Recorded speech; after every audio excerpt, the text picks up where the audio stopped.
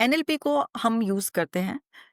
क्योंकि कुछ short techniques जो हैं, जैसे मैं आपको एक टेक्निक बताती हूँ एनएलपी की। एनएलपी जो है न्यूरो लिंग्विस्टिक प्रोग्रामिंग, यानी कि आपका जो दिमाग है उससे अगर आप एक स्पेसिफिक लैंग्वेज में सेट ऑफ इंस्ट्रक्शंस के साथ बात करेंगे, तो आप उसकी प्रोग्रामिंग को जैसे चाहे वैसे सेट कर सकते हैं, जैसे चाहे आप उसे रीसेट कर सकते हैं। अब जो हमारी पांचों सेंसर्स हैं, उससे हम जो भी इंफॉर्मेशन अंदर भेजते हैं, वो डायरेक्ट नहीं जाती है, वो बहुत सारे फिल्टर से गुजर कर जाती है। तो पहला फिल्टर जो आपका होता है, फिल्टर वन,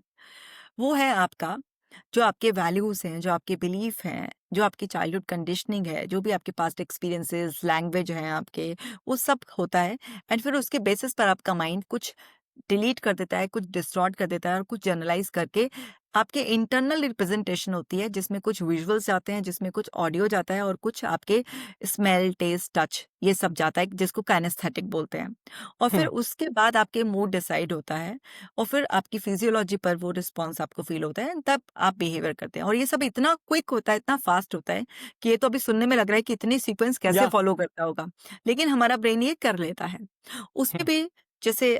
मैंने अभी आपको डिस्टॉर्शंस के बारे में बता रही थी सीबीटी में, इसी तरीके से उसमें वही है, थिंकिंग एरर्स हैं, जिसमें कि आपका कहाँ डिलीशन कर रहा है, कहाँ डिस्टॉर्ट कर रहा है, कहाँ जनरलाइज कर रहा है आपका ब्रेन, थोड़े से बस उनके ना नेम चेंज कर दिए गए हैं,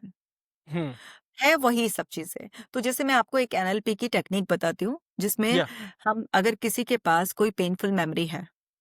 हुँ, सपोज किसी के साथ कोई अब्यूज का केस हुआ है, कोई फिजिकल सेक्सुअल अब्यूज है और वो उसको हॉन्ट करता है, तो हम एनएलपी की टेक्निक का अगर हम लगाएंगे तो हम उसको बोलते हैं कि आप ना उस इवेंट को एक्सटर्नलाइज कर दो। हम उस पर्सन को बोलेंगे कि आप बैठो, आराम से रिलैक्स हो, आप अपनी आंखें बंद कर कर या आंखें खोल कर भी इस टेक्निक को अप्लाई कर सकते हो, और ऐसे जस्ट इमेजिन करो कि वो जो इवेंट आपके साथ इतने साल पहले हुआ था, जो स्टिल आपको हॉन्ट करता है और आप उसकी वजह से परेशान हो, और अब आप खुद अपनी मर्जी से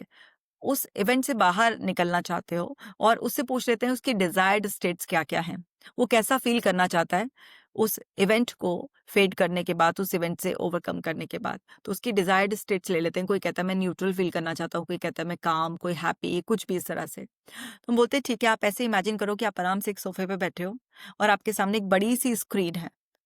और उस स्क्रीन पर वो इवेंट रिप्ले हो रहा है। तो हमने क्या किया, उस इवेंट से उसको डिटैच कर दिया। तो हमने ओके, उसे उससे डिटैच कर दिया, अब वो ऑब्जर्वर के मोड में आ गया, अब वो एक वॉचर बन हुँ, गया, व्यूअर